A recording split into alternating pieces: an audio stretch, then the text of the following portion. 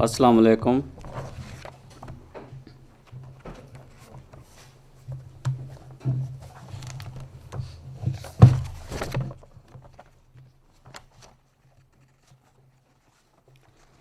अशहदु अल्ला इलाहा इल्लल्लाहु वहदहु ला शरीका लहू व अशहदु अन्ना मुहम्मदन अब्दुहु व रसूलुहु। अम्मा बादु फ़अऊज़ु बिल्लाहि मिनश शैतानिर रजीम। बिस्मिल्लाहिर्रहमानिर्रहीम। मसीह वक्त अब दुनिया में आया, खुदा ने उहद का दिन है दिखाया। मसीह वक्त अब दुनिया में आया, खुदा ने उहद का दिन है दिखाया। मुबारक वो जो अब ईमान लाया, सहाबा से मिला जब मुझको पाया। वही मैं इनको साकीने पिला दी, फसुब्हानल्लज़ी अख़्ज़िल आदी। मेरी तकरीर का उन्वान है हस्ती बारी ताला और गलबा रसल।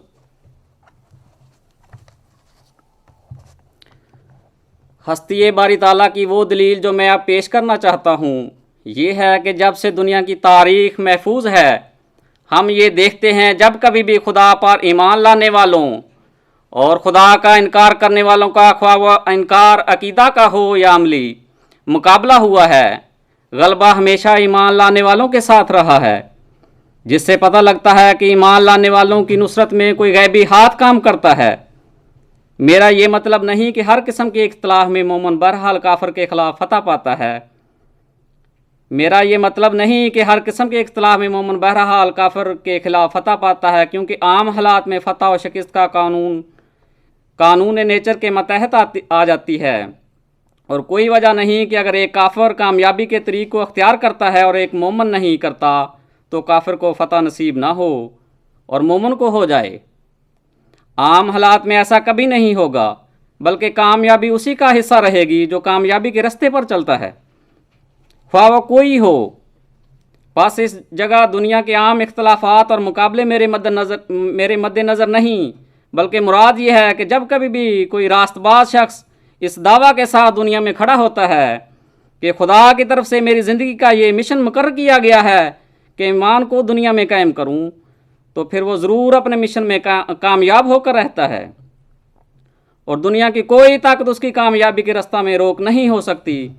चुनाचे कुरान करीम में अल्लाह ताला फरमाता है, कतबल्लाहु लअग़लिबन्ना व रसूली, यानी अल्लाह ताला ने ये मुकद्दर कर रखा है कि वो और उसके रसूल हमेशा गालिब रहेंगे। चुनाचे हम देखते हैं कि एक रसूल अकेला उठता है और मादी असबाब के लिहाज से भी गोया बिल्कुल बेसर समान होता है, और उसके मुखालफीन अपनी तादाद के लिहाज से और अपने सामानों के लिहाज से बज़ाहिर ऐसे नज़र आते हैं कि बस एक आन की आन में उसे कुचल कर रख देंगे। लेकिन फिर भी उसकी फलादी मेखें आस्ता आस्ता लोगों के क़ुलूब में धुंसती चली जाती हैं और फतह मंदी का सहरा आखिर उसी के सर पर बनता है और उसके मुखालफ जलीलो ख्वार होकर अपना सा मुँह लेकर रह जाते हैं। ये नज़ारा दुनिया ने एक दफ़ा नहीं देखा, 2 दफ़ा नहीं देखा, 10-20 दफ़ा नहीं देखा, 150 दफ़ा नहीं देखा, बल्कि हज़ारों दफ़ा देखा है। और इससे बढ़कर भी ये कि दुनिया की तारीख़ में एक मिसाल भी ऐसी नहीं मिलती कि इस किस्म के मुकाबले में दहरिया से मुराद इस जगह हर वो शख्स है जो या तो खुदा का बिल्कुल ही मुनकर है और या सिर्फ रस्मी तौर पर खुदा पर ईमान लाता है और हकीकतन ईमान बिल्लाह पर कायम नहीं फतह नसीब हुई हो। मेरे अजीज़ों, ग़ुलाम मसीह ज़मा अलैहिस्सलाम की सरसव शाखो जो खुदा ताला के फ़ज़ल से आज इस जलसा में शामिल हो। मेरे अजीज़ साथियों, खूब गौर करो। एक जंग है जो दुनिया के मुख्तलिफ़ हिस्सों में, मुख्तलिफ़ कौमों में, मुख्तलिफ़ ज़मानों में, मुख्तलिफ़ हालात में 10-20 दफ़ा नहीं, 40-50 नहीं, सैकड़ों दफ़ा नहीं, हज़ारों दफ़ा पेश आती है और हर दफ़ा एक तरफ खुदा का एक बेयारो मददगार बेसर समान बंदा होता है और खुदा का नाम लेकर खड़ा होता है और दुनिया की तरफ मुनकरीन का एक अजीम शान लाओ लश्कर हर किस्म के साजो सामान से आरास्ता डेरे डाले होता है। मगर जब जंग शुरू होती है तो आखिर मैदान उसी खुदा के बंदे के हाथ रहता है और दोहरियत की फ़ौज को असीर होकर उसके हल्का बगोशों में शामिल होना पड़ता है। क्या ये सब कुछ इत्तेफाक का नतीजा है? भला कोई एक ऐसी मिसाल तो दो कि इस किस्म की जंग में मुनकरीन की फ़ौज ने फतह पाई हो और खुदा के बंदे को जिल्लत का मुंह देखना पड़ा हो। क्या ये नज़ारा इस बात का यकीनी सबूत नहीं कि खुदा का नाम लेकर खड़े होने वालों की मदद में एक कादिरुल मुतलक हस्ती का हाथ होता है, जिसके मुकाबले में दुनिया के साजो सामान एक मकरू कीड़े की भी हैसियत नहीं रखते। आर्यावर्त के मैदानों में हज़रत कृष्ण और रामचंद्र जी के नामों को देखो। ये लोग बुजुर्ग किस आवाज़ के साथ दुनिया में उठे और हिंदुस्तान के नमक हराम फर्जंदों ने उनके साथ क्या सलूक किया, मगर आखिर नतीजा क्या निकला? क्या आज आर्यावर्त की गर्दनें उन मुकद्दस हस्तियों के सामने झुक झुक कर अपनी गुलामी का इकरार नहीं कर रहीं? अबुल अंबिया हज़रत इब्राहीम खलीलुल्लाह के हालात ज़िंदगी पर नज़र डालो। ये खुदा का बंदा अकेला तनहा शाम की तारीक वादियों में खुदा का नाम लेकर खड़ा होता है और दोहरियत के बहादुर सपूत इस आवाज़ पर उसको जलती हुई आग के मुंह में झोंक देते हैं, मगर वह बज़ाहिर बेयारो मददगार इंसान डरता नहीं, खौफ नहीं खाता, बल्कि इस तरह तकबीर के राग गाता चला जाता है जैसे कोई फूलों की सेज पर आराम से लेटा हुआ हो। ऐसा क्यों हुआ? इसलिए कि हज़रत इब्राहीम अलैहिस्सलाम के कानों में किसी बाला हस्ती की ये आवाज़ गूंज रही थी कि ऐ इब्राहीम अलैहिस्सलाम, आसमान की तरफ देख, क्या तू इन सितारों को गिन सकता है? हज़रत इब्राहीम अलैहिस्सलाम अर्ज़ करते हैं, ऐ मेरे आका, तेरे लश्कर को कौन शुमार कर सकता है? अरशाद होता है, इब्राहीम, तूने हमसे मोहब्बत और वफा का अहद बांधा है, अब हमें भी अपनी ज़ात की कसम के तेरी आलो औलाद भी इसी तरह आसमान हदायत के सितारे बनकर चमकेगी और गिनी नहीं जाएगी। देख लो, आज दुनिया में जितने इब्राहीम अलैहिस्सलाम के नाम लेवा मौजूद हैं वो किसी और नबी को मैसर नहीं, मगर हज़रत इब्राहीम अलैहिस्सलाम को आग में डालने वाले कहाँ हैं?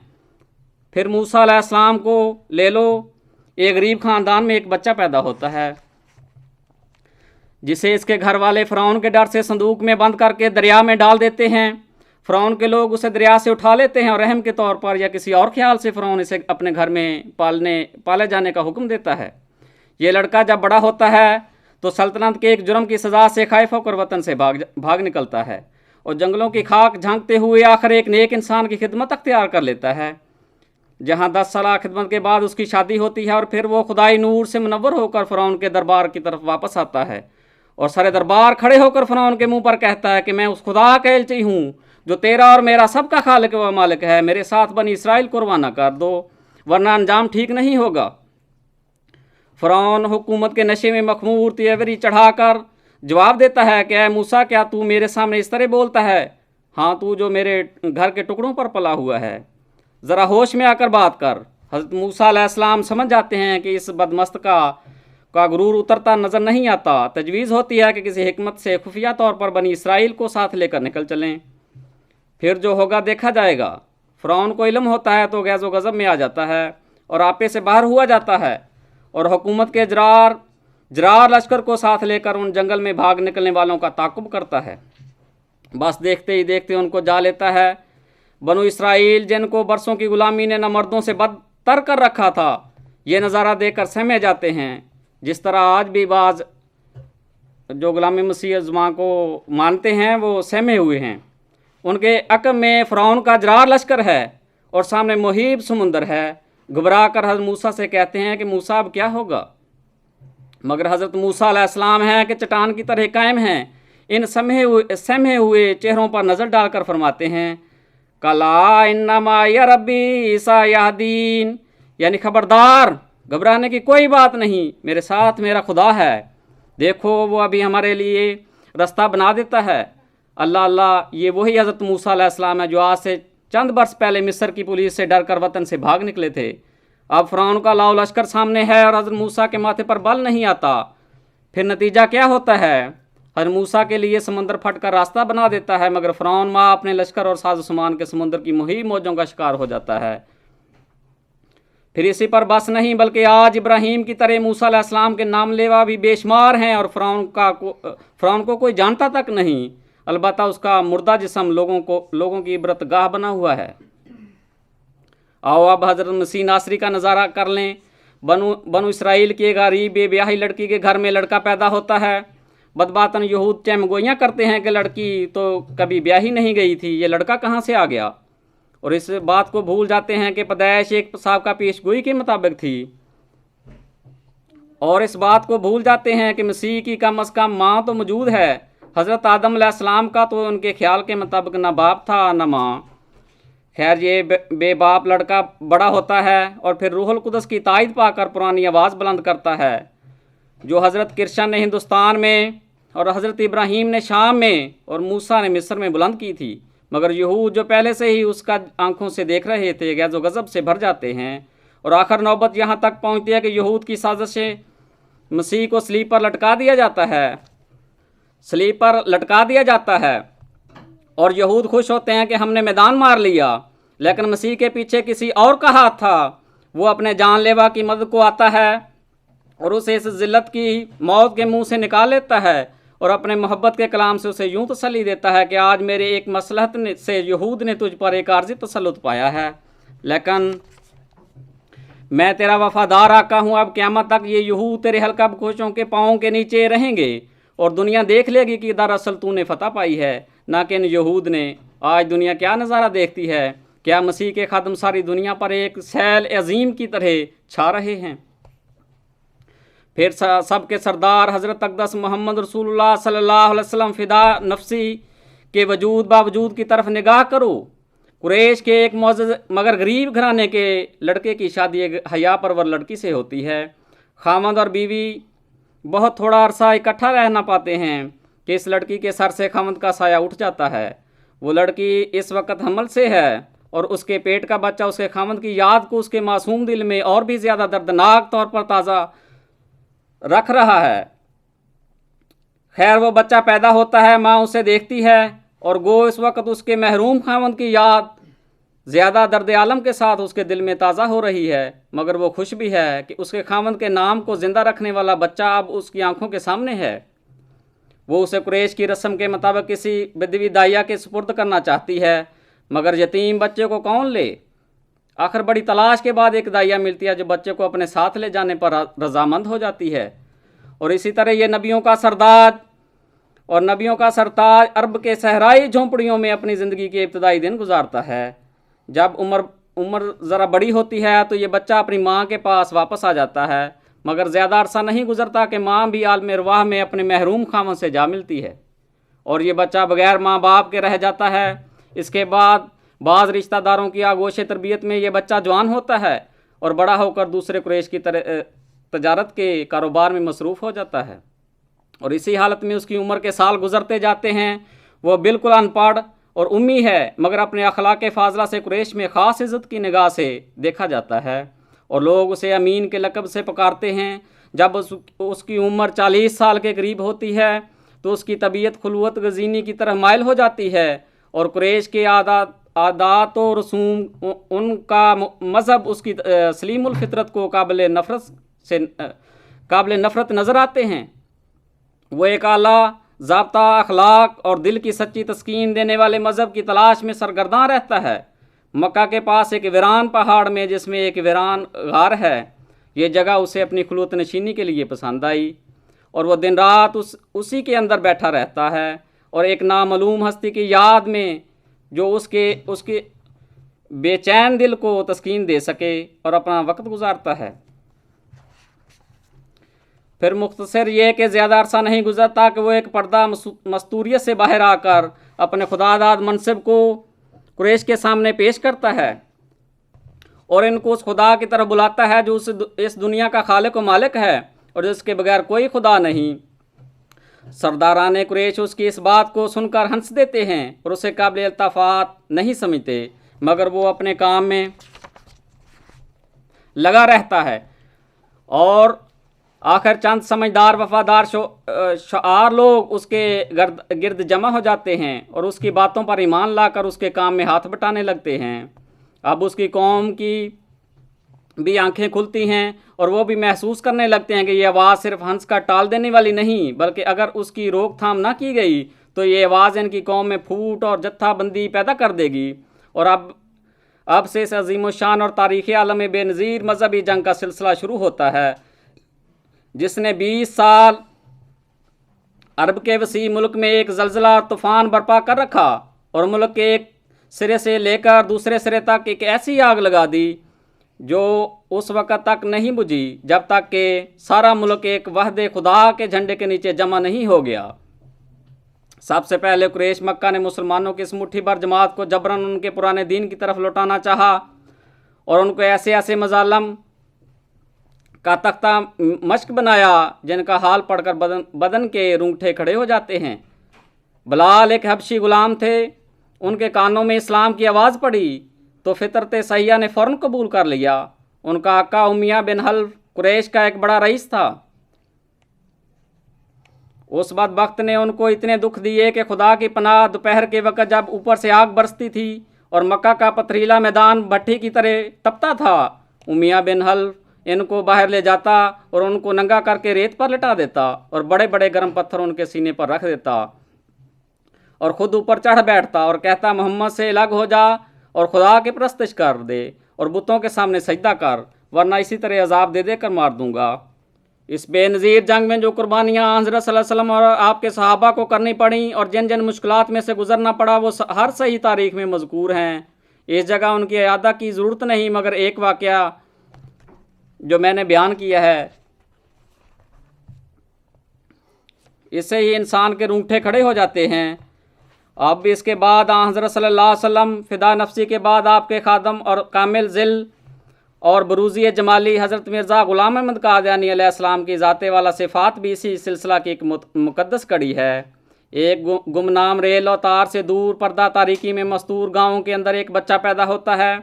माँ बाप के साया के नीचे वो बढ़ता है, मगर खुलवत पसंद तबीयत की वजह से अपने गाँव की महदूद सोसाइटी से भी अलग अलग रहता है। बाप अपनी शफ़क़त पदरी की वजह से कोशिश करता है कि किसी अच्छी मुलाजमत पर अपने इस बच्चा को फाइज करा दे और उसे पैगाम भेजता है कि फ़लाँ आला अफसर मेरे साथ ख़ास दोस्ती का ताल्लुक़ रखता है और वो आजकल बरसरे इक़्तिदार है, चलो मैं उसे कहकर तुम्हारे वास्ते माकूल मुलाजमत का इंतज़ाम करा देता हूँ। जवाब आता है कि आप मेरे लिए फ़िक्रमंद ना हो, मैंने जहाँ नौकर होना था हो चुका हूँ, यानी मैं खुदा की नौकरी से मुशर्रफ हो चुका हूँ, मुझे दुनिया की नौकरियों की ज़रूरत नहीं। और अब से इस मुक़द्दस नौकरी की दास्तान शुरू होती है जिसने आज मजहबी दुनिया में गोया एक ज़लज़ला तूफ़ान बर्पा कर रखा है। हज़रत मिर्ज़ा ग़ुलाम अहमद क़ादियानी अलैहिस्सलाम ने 1884 में मुजद्दिद का दावा किया। हज़रत मिर्ज़ा ग़ुलाम अहमद क़ादियानी अलैहिस्सलाम ने खुदा ताला से हुक्म पाकर अपना यह दावा शाया किया कि आखिरी ज़माना के मतलब मसीह अलैहिस्सलाम के नज़ूल और मेहदी के ज़हूर की जो पेशगोई थी इसका मज़दाक मैं हूँ और मसीह नासरी अलैहिस्सलाम जिनकी दोबारा आमद का इंतज़ार किया जा रहा है फ़ौत हो चुके हैं। बल्कि आपने ये भी दावा फरमाया कि दुनिया के मुख्तलिफ़ मज़ाहब में जो आखिरी ज़माना के मतलब पेशगोइयाँ पाई जाती हैं कि इस ज़माना में एक अजीम शान मुसले का ज़हूर होगा जो बातिल का मुकाबला करके उसे मगलूब कर देगा, उसके हाथ पर हक़ सदाकत की फ़तह होगी। वो सब मेरी ज़ात में पूरी हुई हैं और मैं ही वो मऊद हूँ जिसका जुमला दियान में वादा दिया गया था और जिसके हाथ पर इस्लाम की आखिरी और आलमगीर फ़तह है। इस दावा ने जो तूफ़ान बेतमीज़ी मुखालफत का बर्पा किया और जिस तरह तमाम मज़ाहब एक जान होकर आपके ख़िलाफ़ उठ खड़े हुए, वो अपनी नज़ीर आप ही है। क्या दूसरे मुसलमान और क्या ईसाई, क्या हिंदू, क्या आर्या, सब सिख, फिर क्या ब्रह्मू और क्या देव समाजी वगैरह वगैरह, सब के सब अपने पूरे ज़ोर के साथ आपके ख़िलाफ़ एक अकेले और बेसरोसमान शख्स के ख़िलाफ़ मैदान में उतर आए। अक्सर मुसलमान उलमा ने आपको काफिर व मुलहद ज़ाल मुज़िल बल्कि दजाल करार दिया और एक बाकायदा शरई फतवा के ज़रिया तमाम इस्लामी दुनिया में ये ऐलान कर दिया कि ये शख्स काफिर और दायरा इस्लाम से खारिज है, बल्कि इस्लाम का बदतरीन दुश्मन है और जो शख्स इसके साथ किसी किस्म का ताल्लुक़ रखेगा वो भी इस्लाम से खारिज हो जाएगा।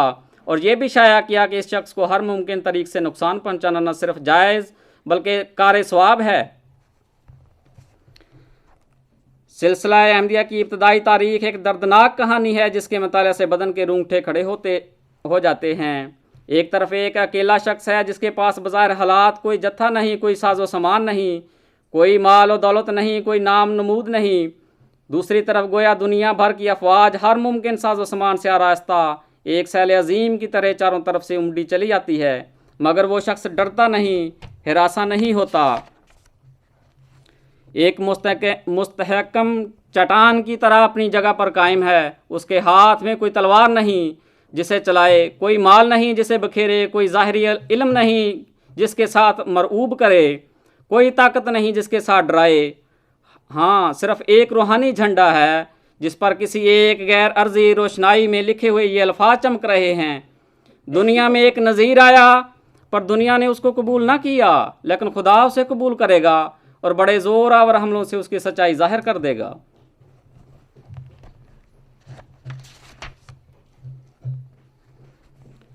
खुलासा कलाम ये है कि जब से कि इस दुनिया की तारीख महफूज है, हमेशा ये नज़ारा दुनिया की आंखों के सामने आता रहा है। जब कभी भी कोई रास्तबाज खुदा की तरफ से हुक्म पाकर खुदा के नाम पर खड़ा होता है तो उसे ख्वाह कैसे भी हालात पेश आए हैं, वो बिल्लाखिर गालिब और बामुराद होकर रहा है और उसके दुश्मनों को बावजूद अपनी गुनागूं ताकत और बेअंदाज साजो सामान के हमेशा ज़िल्लत का मुंह देखना पड़ा है। और ये नज़ारा जैसा कि मैंने ऊपर बयान किया है, एक दो दफ़ा या 10-20 दफ़ा देखने में नहीं आया, बल्कि हज़ारों दफ़ा देखने में आया है।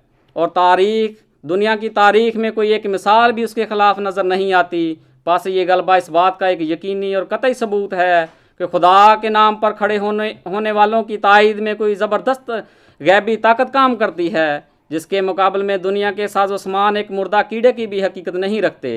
और उसी को हम खुदा कहते हैं जिसके आस्ताना अलूहियत पर इब्ने आदम का जबीन नियाज खम होना चाहिए। काश लोग समझें। हज़रत मिर्ज़ा साहब अलैहिस्सलाम क्या खूब फरमाते हैं, कुदरत से अपनी ज़ात का देता है हक सबूत, उस बेनिशान की चेहरा नुमाई यही तो है। जिस बात को कहे कि करूँगा मैं ये ज़रूर, टलती नहीं वो बात, खुदाई यही तो है।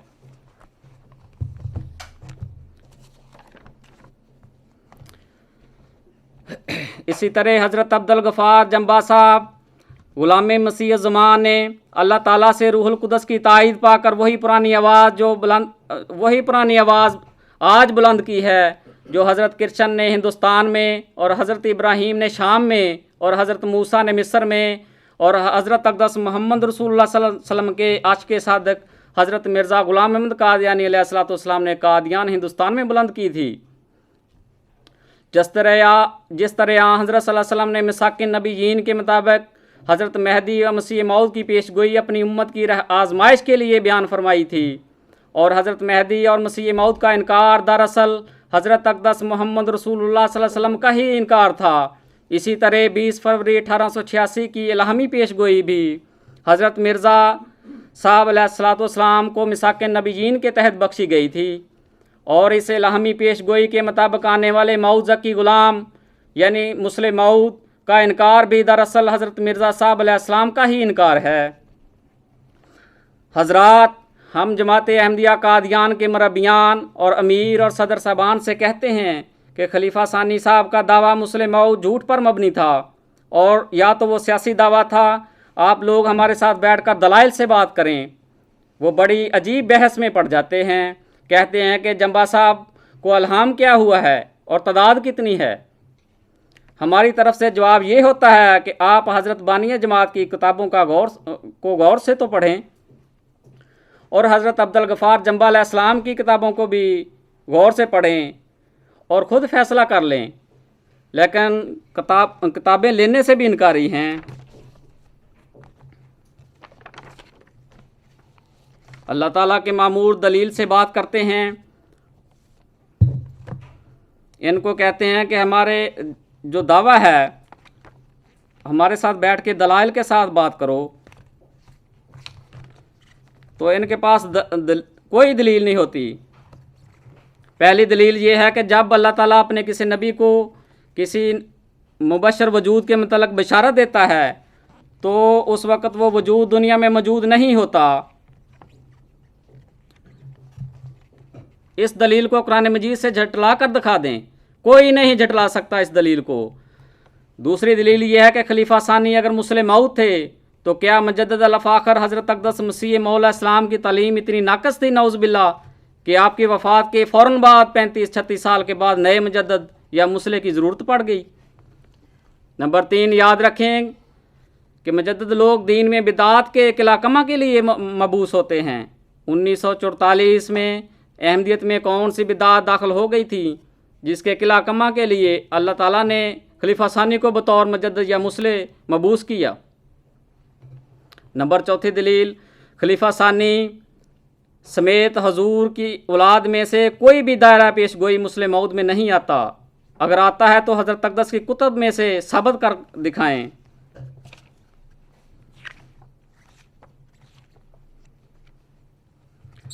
मिसाक नबीयीन के मुताबिक आने वाले किसी मुसले की अवलीन गर्ज व गायत तो ये होती है कि बानी सिलसिला पर उसकी कौम या जमात के ईमान का पता लगाया जाए कि आया वो अपने दावा ईमान में सच्ची थी या कि नाम की मोमन।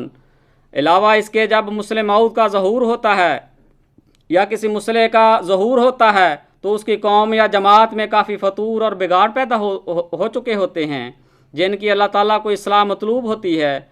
मसलन हज़रत मेहदी व मसीह मऊद के ज़हूर से पहले मुसलमानों की इत्कादी और समाजी हालत और इस कदर हो चुकी थी कि शायर मशरक ने इसकी तस्वीर कशी कुछ इस तरह की है। शोर है हो गए दुनिया से मुसलमान नाबूद, हम ये कहते हैं कि थे भी कहीं मुसलमान मौजूद। वज़ा में हो तुम नसारात तो मंदन में हनूद, ये मुसलमान हैं जिन्हें देख के शर्माएं यहूद। हजरात, अगर 1 सदी कबल मुसलमानों के यहूदी बनने में कोई कसर रह गई थी तो अब 1 सदी बाद जमात अहमदिया में ये कसर पूरी हो चुकी है। आज जमात अहमदिया और 2000 साल पहले वाली यहूदी जमात सुम्मा का सत कुलूबुहुम अल-बकरा 75 का तकाबुल करके देखें तो आपको जमात अहमदिया कादियान यहूदी जमात की हूबहू कापी नज़र आएगी। वही जबरी तौर तरीके, वही रंग ढंग, वही नज़्म ज़बत, वही यहूदियाँ ना तहरीफ और कलमात का अदल बदल, वही मुरसलों का शदीद इनकार और मुखालफत, वही आम यहूदियों की तरह असीरी और वही अखराज और मकात्या के तौर तरीके। वाज़ेह हो कि कोई मुसलमान भी अपने आप को नसरानी, हिंदू या यहूदी कहलवाना पसंद नहीं करता और ना ही ये अलकाब बंदों की पेशानी पर लिखे हुए होते हैं। अमरे वाक़या यह है कि किसी के कहने से कोई नसरानी, हिंदू या यहूदी नहीं बनता, बल्कि ये इंसानों और कौमों के रवैये और तर्ज फ़िक्र होता है जो उन्हें नसरानी, हिंदू या यहूदी बनाता है। आज ये यहूदियान या सिफ़ात जमात अहमदिया कादियान के अलावा मुसलमानों के किसी दूसरे फ़िरके में नहीं पाई जाती। जब हम 20 फरवरी 1886 की इलामी पेशगोई को बगौर फ़िक्र देखते हैं तो हमें मऊद ज़की ग़ुलाम की मोहम्मदी मसीह इब्ने मरियम मूसवी ज़की ग़ुलाम मूसवी ईसा इब्न मरियम अलैहिस्सलाम का मसील और हालात व वाक़यात के लिहाज से हूबहू उसकी नकल नज़र आते हैं।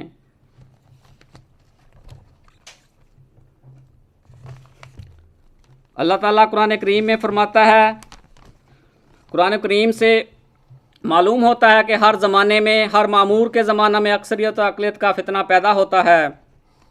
जब कोई शख्स अल्लाह ताला की तरफ से आता है और इस्लाह खल्क़ का बेड़ा उठाता है, दुनिया के फ़र्जंद और अपने ज़ारी अलूम पर नाज़ा लोग उसके मुखालिफ हो जाते हैं। अल्लाह ताला कुरान करीम में फरमाता है अल-मोमिन आयत नंबर 83 में, फ़लम्मा जाअतहुम रुसुलुहुम बिल बय्यिनाति फ़रिहू बिमा इंदहुम मिनल इल्मी व हाका बिहिम मा कानू बिही यस्तहज़िऊन, कि जब इन लोगों के पास रसूल, बय्यनात और दलाइल लेकर आए तो वो अपने ज़ाहिरी इल्म के घुम्मट पर उनके मुखालिफ हो गए और उनसे इस्तेहज़ा करने लगे, यहाँ तक कि ज़ाब इलाही ने इनको घेर लिया। मामूर के ज़हूर के शुरू में लोग उसे दीवाना करार देते हैं और उसे नाकाबिल इल्तफ़ात समझते हैं, लेकिन जब दावत हक़ की कबूलियत शुरू होती है और लोग उस मामूर के हल्का बगोशी में आने लग जाते हैं तो मुनकरीन फ़ौरन अक्सरियत और अक़लियत का फितना बर्पा कर देते हैं। हालांकि ये खुली हकीकत है कि हक़ व सदाकत का इस पर कोई दारोमदार नहीं कि इसके मानने वाले थोड़े हैं या ज़्यादा। सच्चाई बहरहाल सच्चाई है, ख्वाह उसका मानने वाला एक ही शख्स क्यों ना हो। और ये तो ज़ाहिर है कि जब कोई नबी उठता है तो पहले वो अकेला ही होता है और जिनकी इस्लाह के लिए वो मामूर होता है वो अक्सरियत में होते हैं। भला अगर अक्सरियत हक़ पर हो और अक्सरियत इस्लाह याफ्ता हो तो फिर किसी मामूर और फुर्सतादा की ज़रूरत ही क्या है। इसलिए अंबिया और मुस्लिहीन के बाब में अक्सरियत व अक़लियत का सवाल गैर माकूल है और ना दुरुस्त है। इस जगह देखने वाली बात सिर्फ ये होती है कि आया जो दावा किया जा रहा है उसकी दलील मौजूद है और जो बात कही जा रही है वो साबित है।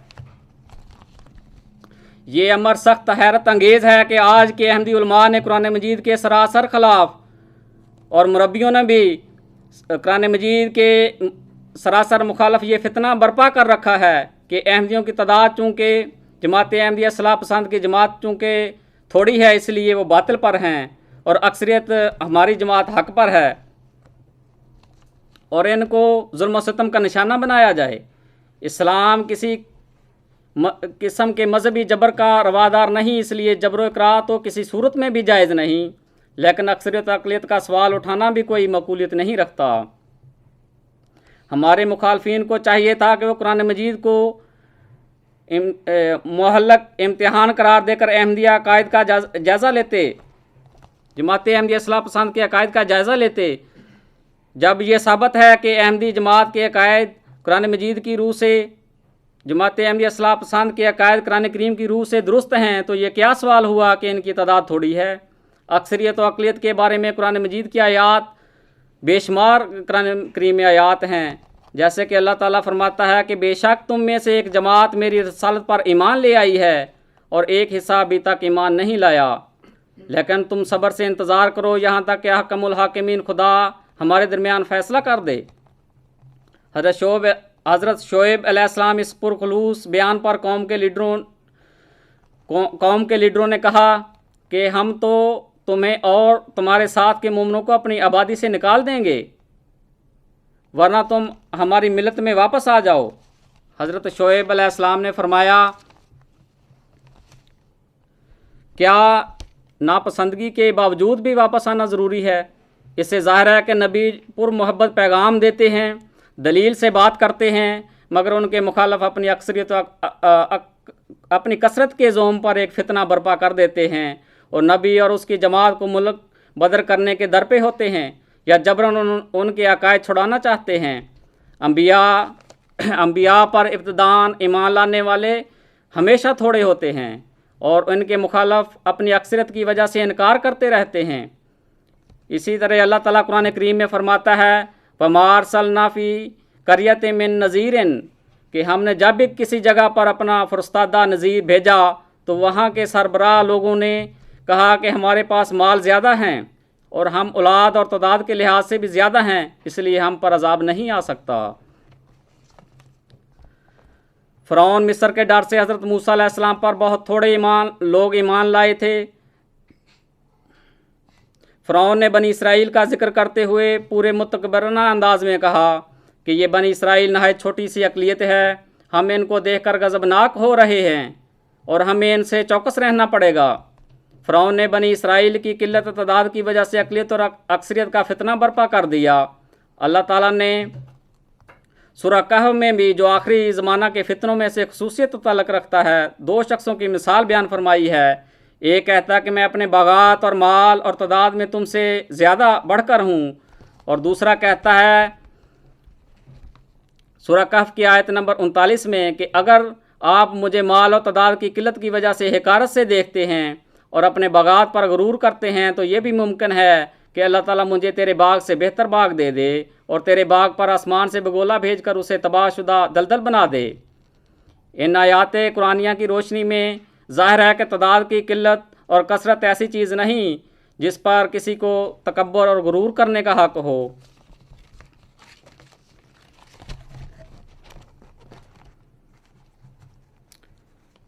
हज़रत अक़दस मसीह मऊद अलैहिस्सलाम फरमाते हैं, सो तुम मुसीबत को देखकर और भी कदम आगे रखो कि ये तुम्हारी तरक्की का ज़रिया है। दुनिया की लानतों से मत डरो कि वो धुएं की तरह देखते देखते गायब हो जाती हैं और वो दिन को रात नहीं कर सकती, बल्कि तुम खुदा की लानत से डरो जो आसमान से नाजिल होती है और जिस पर पड़ती है उसकी दोनों जहानों में भी खुनी कर जाती है। वो जो उसके लिए आग में है वो आग से निजात दिया जाएगा, वो जो उसके लिए रोता है वो हंसेगा। ज़रूर है कि अनवाओ